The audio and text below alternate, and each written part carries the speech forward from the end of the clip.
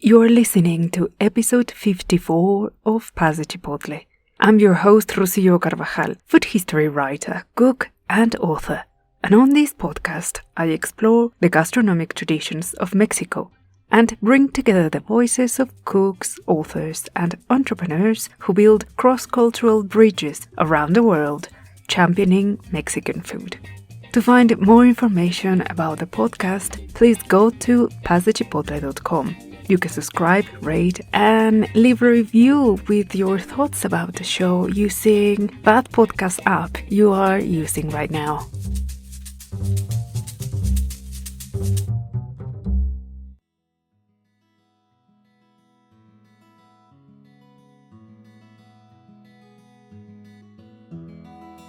Hola, everyone! Before I introduce today's episode, I want to send a warm voice hug to each and every one of you, wherever you are in the world in these difficult times.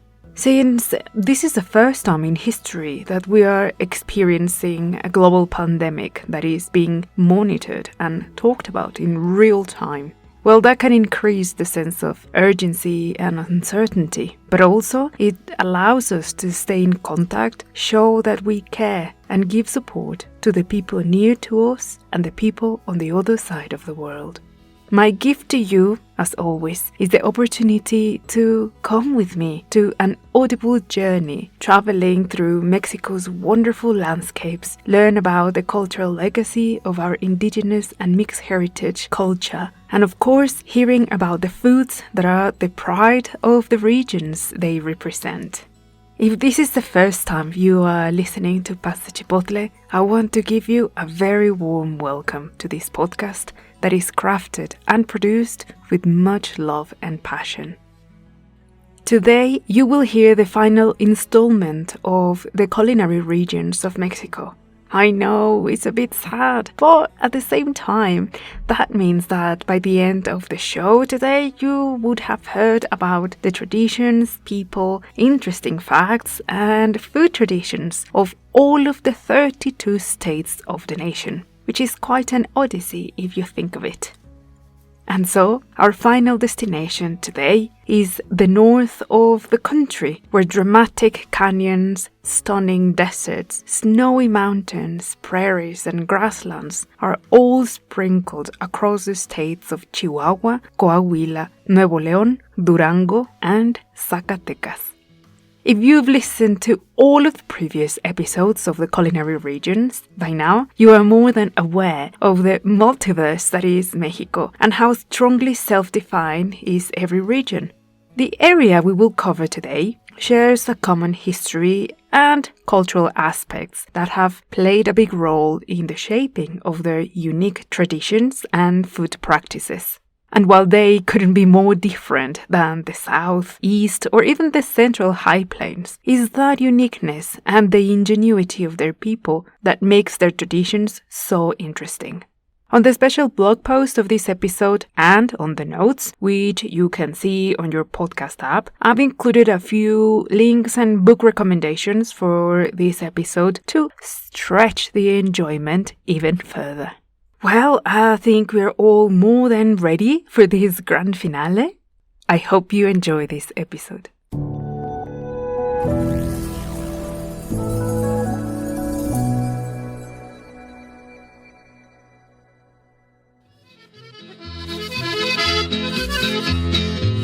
Paso del norte,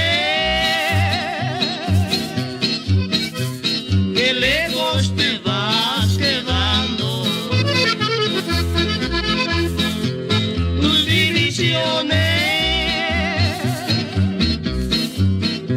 De mí se están alejando. The states of Chihuahua, Coahuila, Durango, Zacatecas, and Nuevo Leon are sandwiched by the coastal states of Sonora, Sinaloa, and Nayarit, and on the right by Tamaulipas and San Luis Potosí. Many millions of years ago, some areas of this territory were part of wetlands, marshes, lakes, and oceans during the Jurassic period, and dozens of dinosaurs reigned over this part of the world. From the small Syntarsaurus that look like a skinny velociraptor to the mighty Gorgosaurus and the large herbivores like the Alamosaurus and Centaurosaurus that looked a little bit like a triceratops with extra horns. The north states of Chihuahua and Coahuila alone cover nearly half of the length of the border between Mexico and the US. And I'm sure you might have heard of cities like Ciudad Juárez, Acuña, Ojinaga, and Piedras Negras. All of these are some of the many border cities whose history and life is inextricably linked to their counterparts on the other side of the border. But before we get ahead of ourselves, let's explore the origins of the cultures of this region. So I say we better adjust our time machine to, let's say, 2,500 years ago.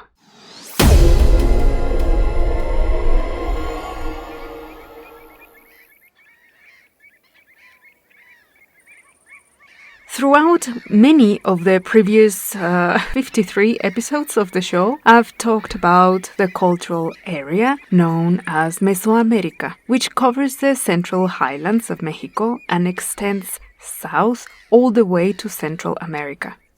North of Mesoamerica, we find the area known as Aridoamerica, that covers half of modern-day Mexico all the way to the modern-day states of Texas, New Mexico, Utah, and California.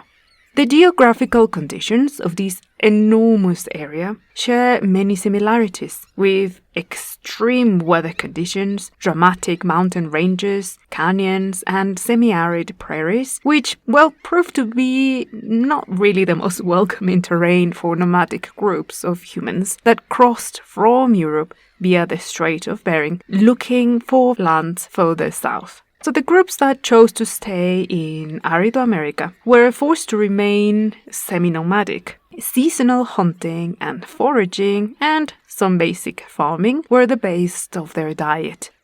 However hostile and difficult life was in Aridoamerica, the tribes that flourished are as fascinating as they are unique, like the Yaqui, Tarahumara, or Rarámuri, Opata, Mayo, and Paquimé. All these people, along with the Tepehua and Chichimeca, were all spread in the modern-day state of Chihuahua. In Coahuila, there were thousands of descendants of the Mazahua, Nahua, Zapotec, and Kickapoo people, who historically used to roam freely the large extensions of Aridoamerica. Interestingly, there are two other cultural minorities in Coahuila: the Mascogo and Seminole people. Now, the Seminole are a Native American tribe that settled in the modern-day state of Florida, and they came in contact at some point in history with former African slaves that were the Mascogo people, who were fleeing from plantations and took refuge with them.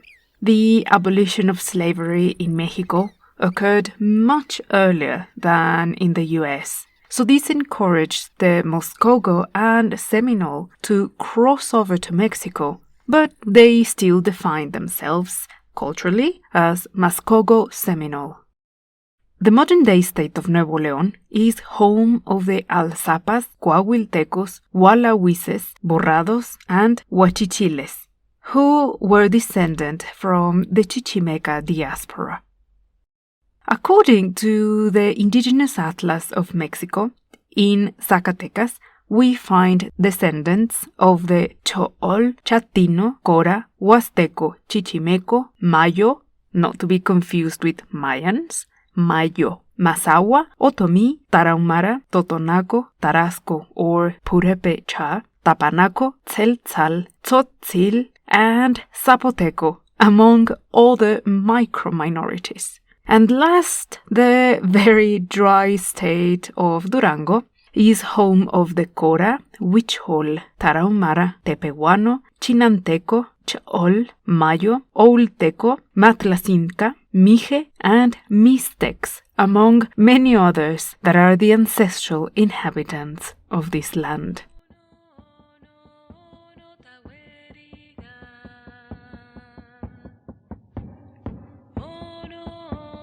The cultural identities of the north of Mexico are indeed the same product of colonization, in which indigenous tribes were largely absorbed by the colonial Spanish society. However, there are fundamental differences to the rest of central and southern Mexico, as I told you at the top of the show. First, almost all of the extension of these territories was largely underpopulated. And since the tribes that inhabited the area were largely semi-nomadic and only created almost temporary buildings and shelters and sometimes homes in caves, well, there wasn't really any ancient urban development like the ones we find in Mesoamerica. The Spanish conquest was largely focused on the central and southern parts of Mexico because it concentrates the largest biodiversity, natural resources, and the biggest concentration of indigenous cultures. So the north didn't really pose as an area of interest for the viceregal economy. The Franciscan and Jesuit orders were deployed to explore and settle in the north, and they did so with a relative success, largely because, unlike the military campaigns, their approach was, let's say, less aggressive and a bit more gradual. The Jesuits alone are largely responsible for the introduction of grapevines, for instance, in all the north of Mexico, from the Californias to Sonora, Chihuahua, and Coahuila, and even on what is today the other side of the border. So it is them that you have to thank for your favorite glass of Pinot Noirs and Sauvignon Blancs from this area. Many tribes actually resolved to escape to the mountains, canyons, and sierras to remain, well, safely distanced from the cruelty of the colonial regime, at the cost of remaining isolated and leading a precarious way of life. But to their eyes, that was only endurable because that was in exchange to keeping their freedom.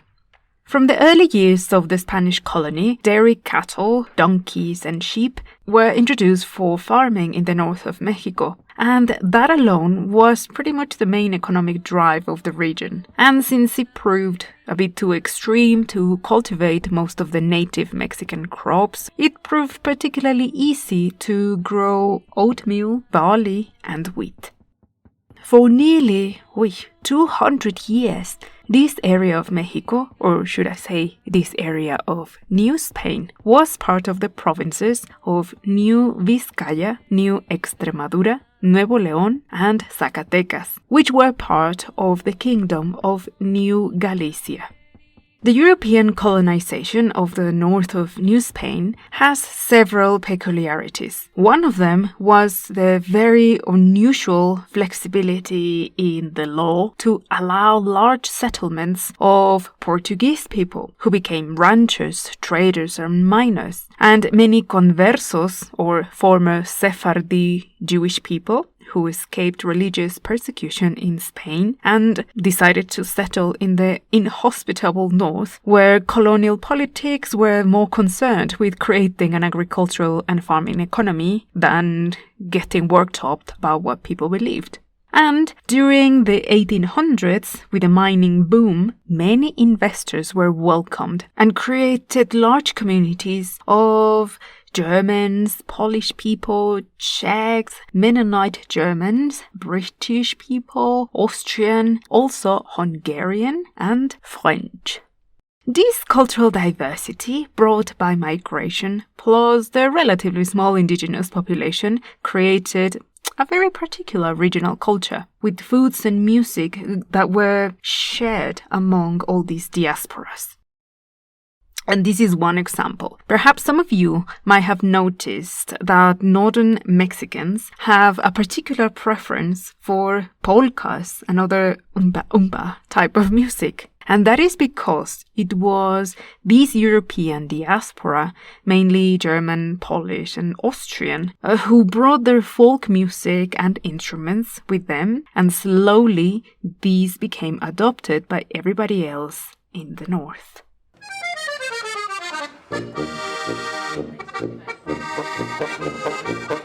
Now, there are still a lot of cultural and historical aspects I want to talk about from each state, but I will do so in the following sections as I begin talking about the food from these states. So, our first stop will be the state of Zacatecas.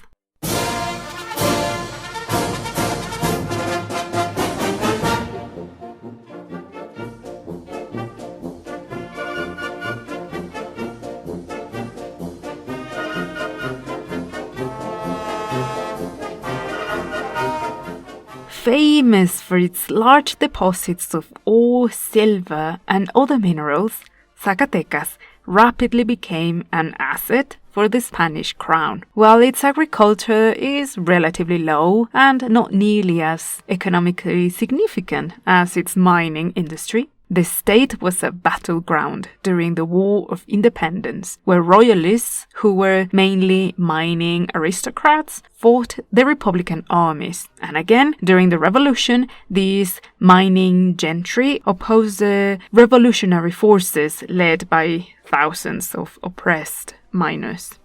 But on a funny note, the municipality of Sombrerete, famous for its arid landscapes, it has been for decades a favorite filming location for Hollywood films, including quite a few spaghetti westerns and, more importantly, Ringo Starr's The Caveman. And if you haven't seen it, come on, look it up because it's really funny.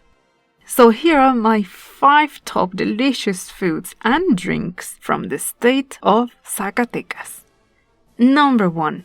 I chose a very intriguing drink called Agua de Obispo, or Bishop's Drink. And it's really more like a type of virgin Baroque clericot. Confused? Let me explain. Its culinary history is linked to the many monasteries in the area, and of course it reflects the resourcefulness or desperation of the monks to come up with some refreshing drink. So the base of this drink is actually just water. The rest of the ingredients are toasted and peeled peanuts, raw and grated beetroot, finely chopped romaine leaves, 1 sliced banana, peeled orange wedges, and some people even add grated apples and of course sugar. All of this is mixed and chilled before serving. So how's that for an aperitif? Number 2, yet another delicious version of enchiladas, and these are enchiladas zacatecanas. Now, as always, in traditional cooking you will find multiple recipes that share the exact same name, but are completely different, and these enchiladas zacatecanas are no exception. But the one that I chose has a green and creamy sauce. It's prepared with chile poblano that is charred on an open flame and then peeled and cleaned, pureed with onion, garlic, and diluted with chicken broth and crema fresca, that is fresh cream. Número 3. Asado de boda or wedding stew. This stew is an interesting one because it's halfway mole. It is prepared with generous amounts of chopped pork and a thick and rich base prepared with guajillo, bay leaves, cloves, fried bread, a touch of chocolate, orange peel, onion, pepper, coriander seeds, thyme, and a pinch of oregano, cinnamon, garlic, and vinegar. Curiously enough, this asado de boda is actually not served at weddings, but it is a dish that the family of the groom prepares and offers to the family of the bride prior to the wedding for a private gathering to honor the engagement. Número 4. Mutton birria. There are many variations of birria across Mexico. This recipe from Zacatecas is prepared with mutton and spiced with chile ancho, morita, and cascabel. The herbal touch comes from a bit of cinnamon, thyme, oregano, cloves, and pepper. And like most birrias, it's topped with freshly chopped coriander and onion. And legend has it, it is the perfect cure for the most dreadful of hangovers. And last, number 5, Zacatecas has a long tradition of making leather fruits and candied fruits. But in Zacatecas particularly, guava leather, candied prickle pear, pears, and pineapple are a very indulgent treat. These techniques actually date further back beyond the colonial period, and in a lovely butterfly effect, those were actually introduced into Spain by the very skilled Persian and Arab cooks in the Middle Ages. And now let's head to Durango.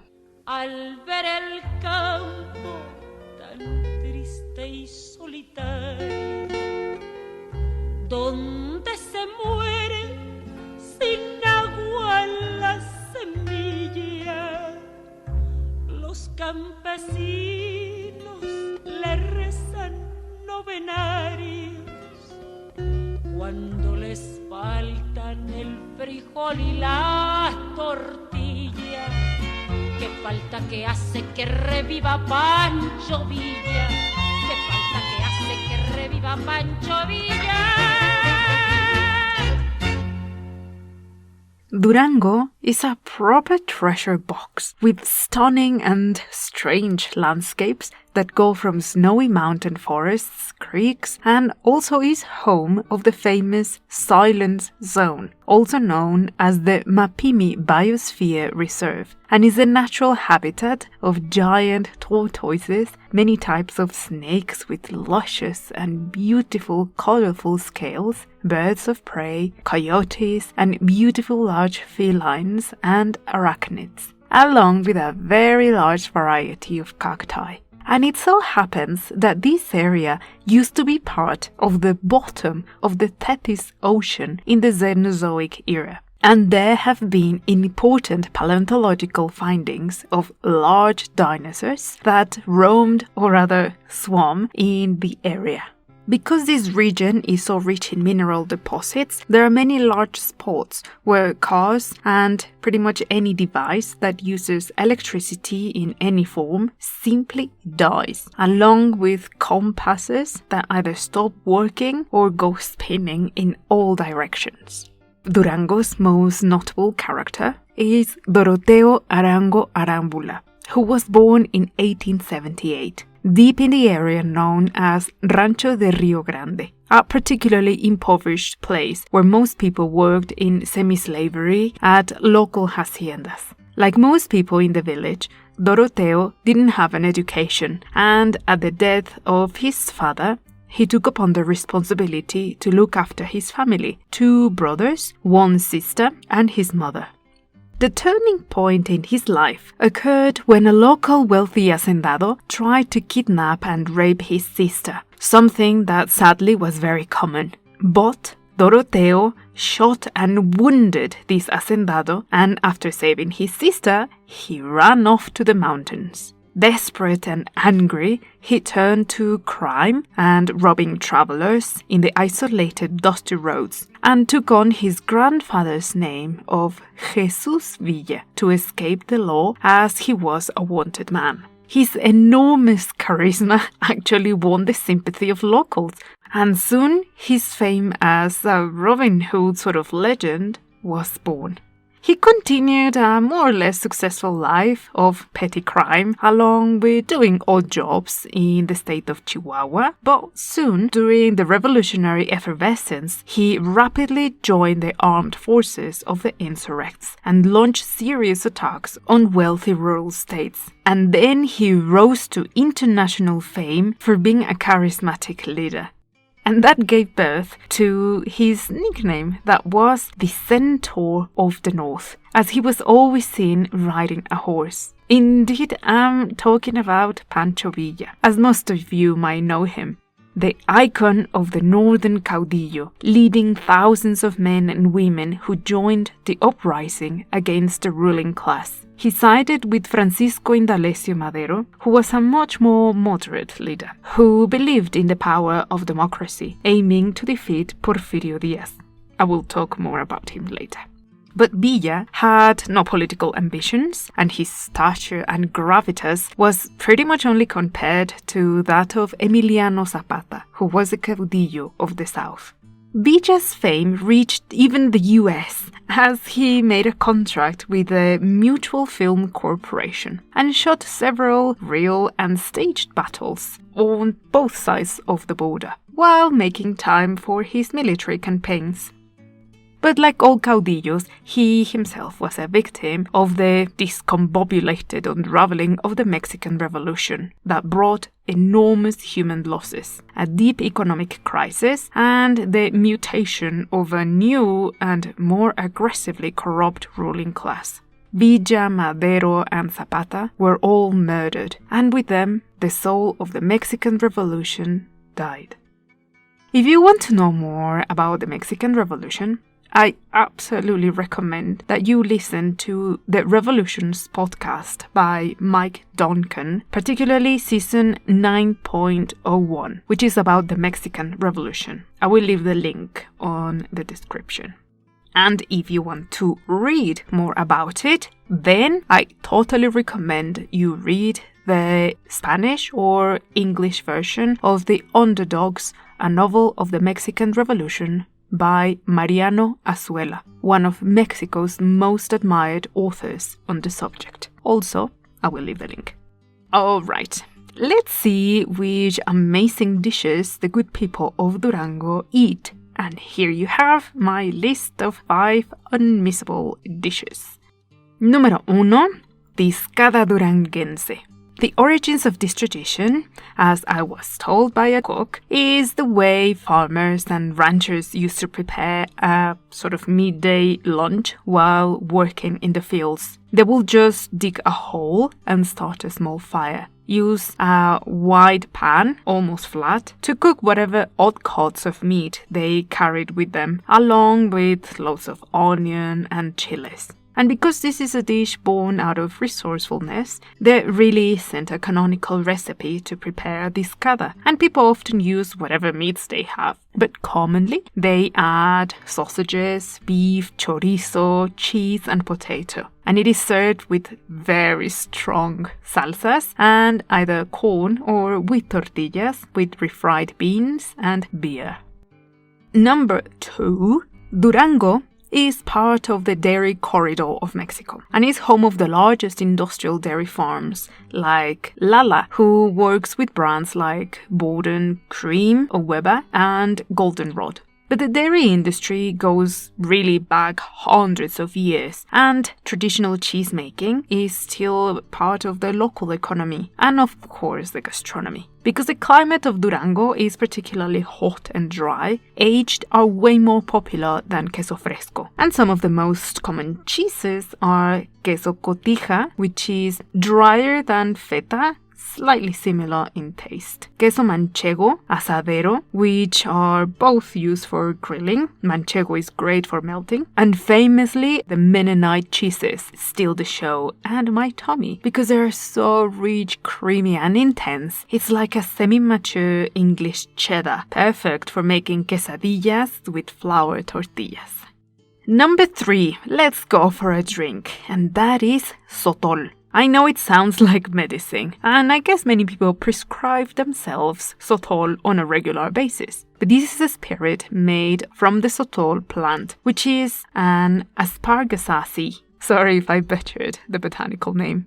Now, the story of this spirit is quite interesting because it really didn't exist as such until the Spaniards introduced the technology, for distilling. However, local people like the Apaches, Toboso, and Tarahumara used to prepare a fermented alcoholic drink with this very plant, which is probably what prompted the idea in Spaniards to distill it. Sotol is to the north what mezcal and tequila are for the rest of the country. And I've had many tequilas and mezcales in my life. But I have to tell you, I have never had such a fierce hangover as the one I had with sotol. And perhaps when I lose my fear, I will try it again, maybe this time with a full tummy. Número 4. Dulces de leche. Not surprisingly, we find many sweets and confectionery prepared with milk, since milk is so abundant here. And bocaditos de nuez, or pecan mouthfuls, are a classic Duranguense treat. Basically, it's a type of indulgent and delicious fudge. And número 5, last but not least, gallinas borrachas, or drunken chicken. It's a stew prepared with sherry or via raisins, almonds, gammon, cloves, cinnamon, garlic, and of course, chicken. We will continue with the show after this break. I created this show over 3 years ago when I realized that there were practically no podcasts dedicated to talk in depth about Mexican gastronomy that were entirely produced in English. To make it accessible for anyone around the world who speaks English as a first or a second language.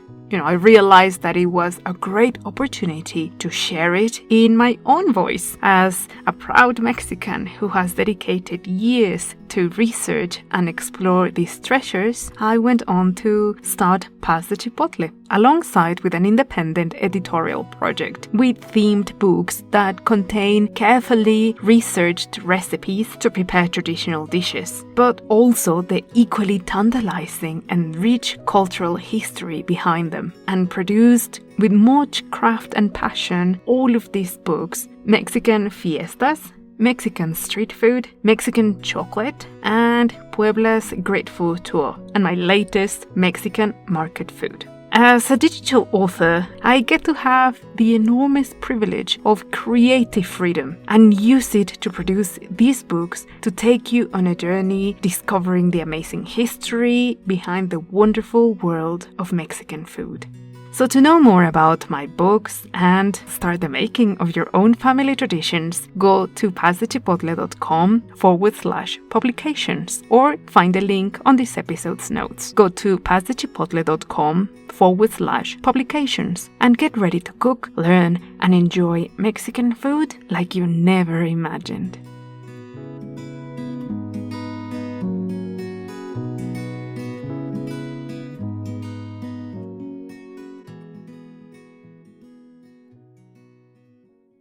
And now, Nuevo Leon.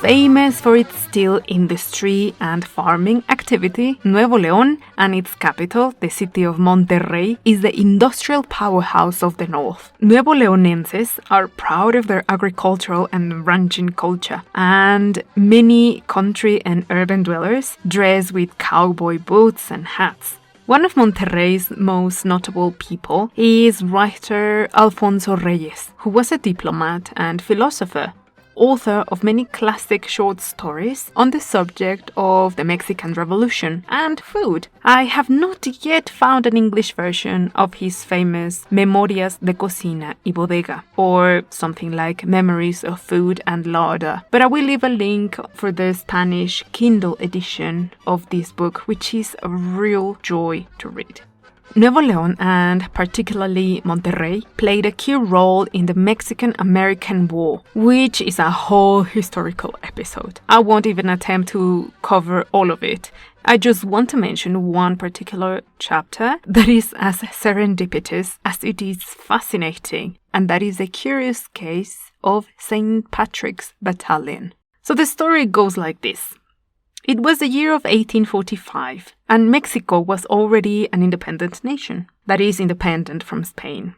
And General Zachary Taylor was leading the invasion to Mexican territory that was aimed to pretty much just provoke a violent response to justify further invasion. In order to spy and gather intelligence from the border towns, Taylor sent O'Reilly and his men, who were Irish and Scottish-born soldiers who enlisted in the US Army soon after emigrating from Britain.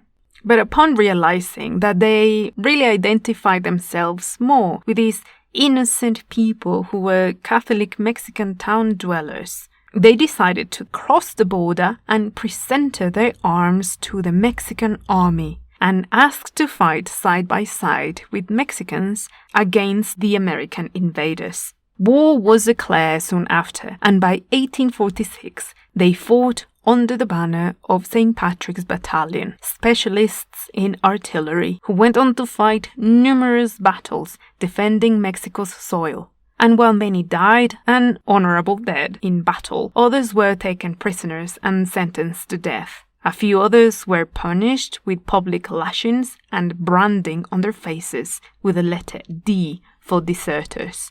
However, their honor and bravery earned them the status of heroes and martyrs of the nation, and there are plaques and monuments that commemorate their heroic acts.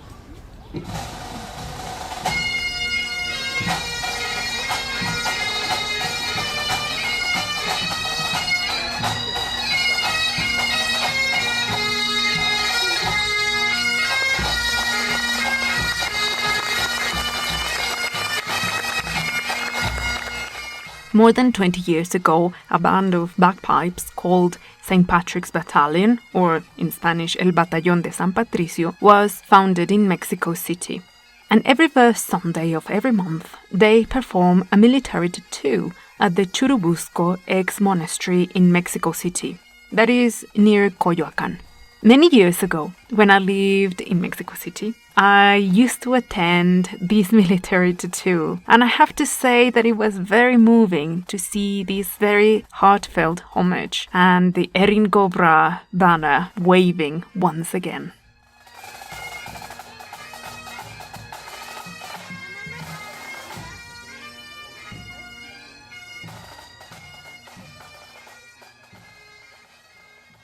Now, returning to modern-day Mexico, the menu that Nuevo Leon has to offer has loads of delicious dishes. So let's begin with número uno. In Nuevo Leon, it's hard to find anything that doesn't have meat. And that is no surprise, as the high quality of their farming industry is something they're particularly proud of. That is why cabrito al pastor, or whole roasted goat, is one of Nuevo Leon's staples. The display of a cabrito can be a little intimidating if you've never seen it before, as there are rows of whole impaled goats opened, being roasted on charcoal, and they are served with flour tortillas and refried beans. And of course, there's cabrito in a dozen more forms, in consommé, in salsa, adobo, fried, and so on and so forth.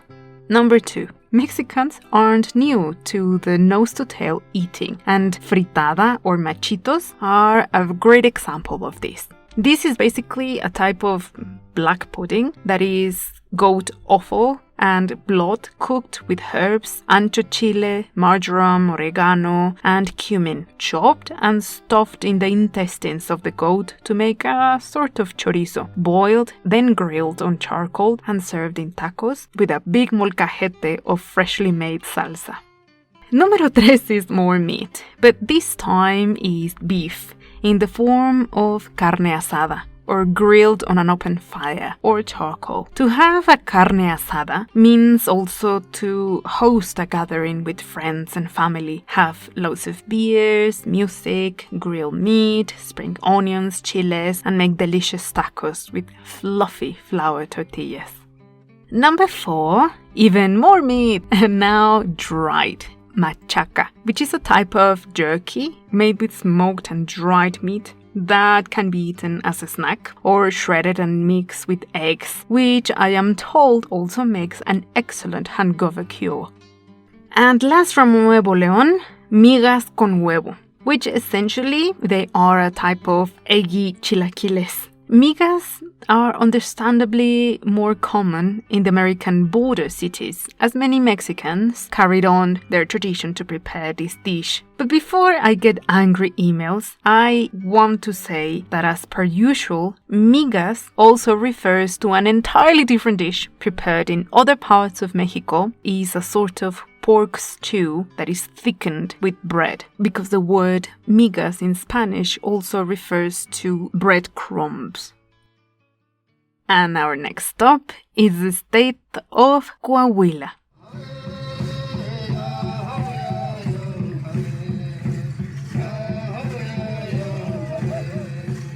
Coahuila is part of the so-called Apple Corridor, which has its origins around the 1950s. Coahuila is also the largest producer of sorghum and fruits like cantaloupe, pecan, nopal or cactus petals, and like Durango, is also part of the dairy corridor of the north.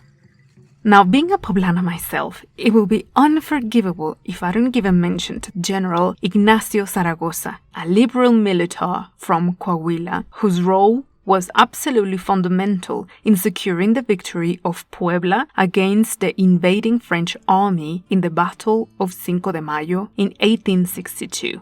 After securing the victory of Puebla, Zaragoza contracted typhoid fever and died at the very young age of 33 years old. Today, my city is called Heroic Puebla of Zaragoza in honor of General Ignacio. Another giant of Coahuila, although he was a tiny, tiny man, is one of my favorite historical characters. He was quite the idealist, a weird and fascinating man. That was Francisco Ignacio Madero González, who, as I said earlier, came from a wealthy family who owned mines and agricultural estates, and was educated at a Jesuit college. He then went to study in Maryland and Paris, and graduated from Berkeley. He implemented health services, fair salaries, and education for the workers employed by his family, and became interested in politics and particularly in promoting a change from the regime of Porfirio Díaz. He ended up leading pretty much the intellectual side of the revolution, and very reluctantly he assumed the leadership and candidacy, largely supported by the caudillos Zapata and Villa. Madero actually won the elections, but was murdered soon after by General Victoriano Huerta, who, in spite of committing high treason, he went on to proclaim himself President of Mexico. Madero inspired a whole generation of middle and upper-class Mexicans to join the revolution and support the rights of factory workers and build the structure of a democratic system. Some of his biggest supporters in central Mexico were the Cerdán siblings from Puebla, who campaigned alongside Madero. On a weird note, Madero lost his elder brother Gustavo at the hands of the same General Huerta who tortured and murdered him. And very much a man of his time, Madero turned to Spiritism to contact his brother, from whom he insisted he received guidance. Perhaps some of you are familiar with a novel by Laura Esquivel, like Water for Chocolate, or Como Agua para Chocolate by its Spanish title. This novel is set at the brink of the Mexican Revolution in the remote town of Piedras Negras. Like Water for Chocolate follows the story of Tita, who is a prodigious cook and the youngest child of Mama Elena, and her senior sisters Rosaura and Gertrudis, who live alone in a remote ranch, accompanied by their nanny Nacha and maid Chencha. Mixes recipes, anecdotes, and the secrets and passions of the sisters, their loves, and the looming revolution that threatens to turn their lives upside down. Of course, I will leave you links. The novel, which is not only an amazing read, it is also a true joy to cook from it. And since I've mentioned food already, let's jump to the unmissable 5 from Coahuila. I want to start with Coahuila's wonderful wines. Coahuila has its own wine route, just like the Mexican Californias, and the activity really dates back to the colonial period. In the late 1800s, there was a huge diaspora of French, Austrian, and even Italian impresarios who revitalized the wine industry. Number 2, I chose one particularly delicate and elegant pastry, and these are campechanas. And no, they're not from the state of Campeche, but they are particularly popular in Coahuila. They are prepared with a very lardy dough that is rolled to impossible thin layers, and the top is sprinkled with caster sugar, which caramelizes when they bake and puff, and they have a luscious golden brown crust. Número 3, chorizo from Musquis. This chorizo, in true honesty, is not crazy different from other types of chorizo. It has some particular ingredients like wine or sherry, pork, oregano, ancho chiles, cumin, pepper, and cloves with a pinch of cinnamon that gives it a deep, rich, and intense flavor. Number 4 is a quick mention. Coahuila is also famous for its fruit liqueurs and sweet and fortified wines. Now, because it's also a very hot state, making preserves is also very popular and a delicious way to enjoy them, of course. And the last from Coahuila, yet more cabrito, or goat, prepared in a dish called fritada de cabrito, which basically is confit, slow-cooked young goat that is prepared from nose to tail, and everything is slow-cooked to intensify the flavors of this meaty stew. And finally, we arrived to the last stop of this audible road trip in Mexico, and this is the largest state of all, the state of Chihuahua.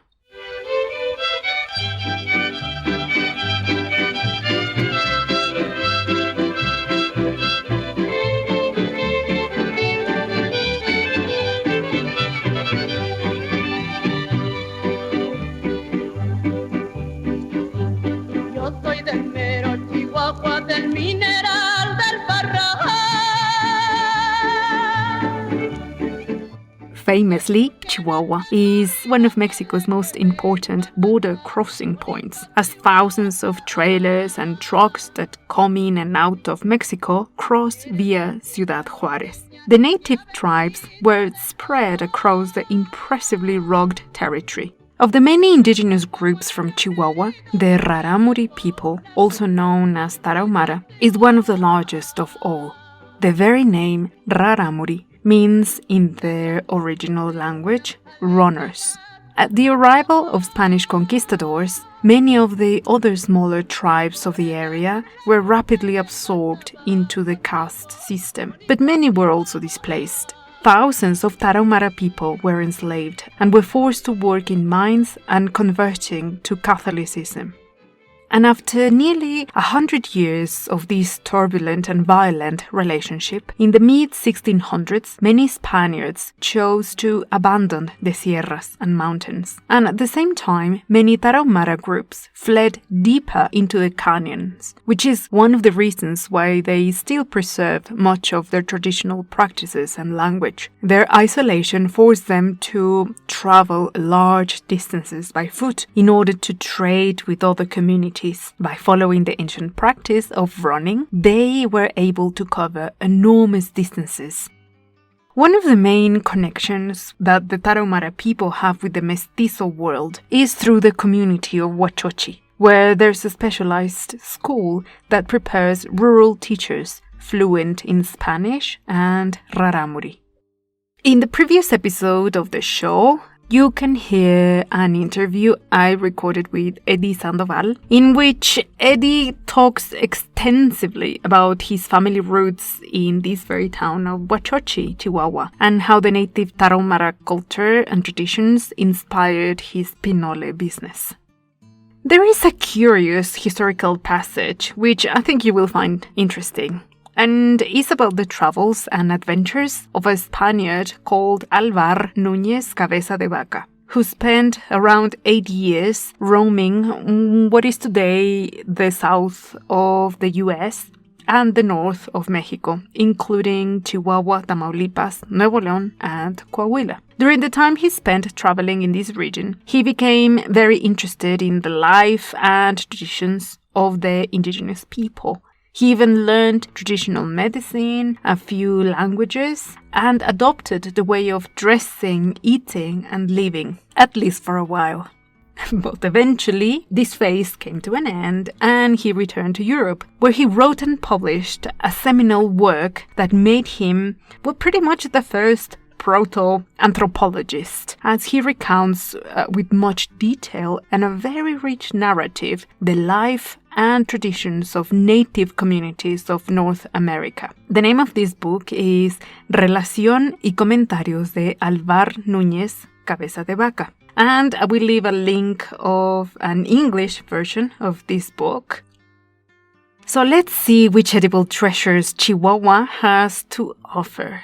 Numero uno, of course, I have to say pinole, which is the ancestral superfood of the Rarámuri people, prepared with toasted and ground corn, and since the colonial period, it is mixed with ground cinnamon and sugar. Sometimes they also mix amaranth and chia seeds. This powder can be mixed with just fresh water to make a refreshing drink, or hot water and sometimes milk to make a comforting atole, which is a type of porridge. And again, please, if you haven't listened to the latest episode, go back so you can hear more about this drink and tradition. Número 2 is another Tarahumara dish called tonari, and is only prepared as part of a sacred ritual. That is when a cow or a bull are killed. There are Catholic and indigenous rituals, dances, and prayers blessing this occasion. Then when the animal is skinned and butchered, everything is cooked with just water for around 12 hours until the bones come off the meat. After offering some of this stew to the spiritual guardians of nature, this meal is distributed among all the communities that have been taking part, and occasionally some corn kernels are added to the stew and is eaten with corn tortillas. Number 3, something less culturally significant, but arguably more popular, and is the infamous burritos, which are prepared with large flour tortillas, beans, and grilled meat, chiles, and queso. Burritos are way more popular in the northern states of Mexico and border towns in the US than in the rest of Mexico, where you will hardly see them, and they're largely perceived as Tex-Mex food. Number 4. I know most of you are familiar with desiccated fruit. Like mixed in your cereal or as a snack. But since Chihuahua has incredibly extreme weather that can go from 45 Celsius degrees to minus 11 Celsius degrees. So not surprisingly, desiccating vegetables like courgettes is also a thing. When the harvest is really, really abundant, the one thing you want to do is to preserve it to make it last as much as possible. These dry slices of courgettes are cooked by first simmering them with some onion, salt, and crumbled queso fresco. And another popular way of preparing them is by dipping them in whipped eggs and frying them on a pan. And last from Chihuahua, torrejas. Torrejas are prepared with dry or semi-dry slices of crusty white bread soaked in a mix of eggs and milk, then pan-fried. Meanwhile, you prepare a loose syrup with jaggery, that is piloncillo, aniseed, and cinnamon.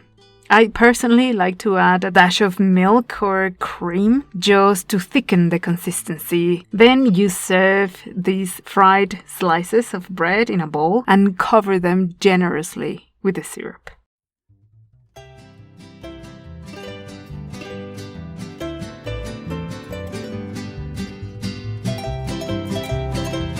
And so we have reached the end of this episode and this series that started back in January 2019, can you believe it? And we have covered in this Audible Odyssey 761,606 square miles, which is the total extension of Mexico. And largely most of the culinary landscapes that only mirror the vast and contrasting ethnic and cultural zones of this country.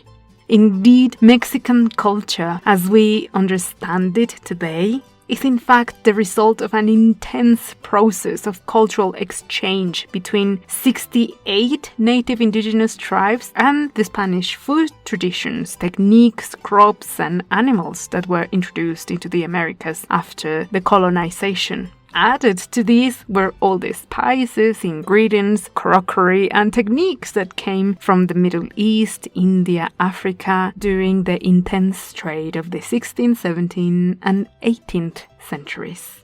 We have visited the Central High Plains, the Caribbean, Huasteca, the Pacific North, Bajío, Pacific Southwest, and today we closed down with the remaining states of the North. I really hope that this series has awakened your curiosity to know more about the traditions, history, and practices around food in Mexico, which, as you can hear, can keep us discovering things for years to come. But I think this was a very good starting point. And as one chapter closes, another continues. And that is the series of the cultural staples, of which you've already heard the first on chiles. That was episode 51. And in the future, you'll be hearing about key foods like corn, beans, turkey, and cocoa, and many, many more to come.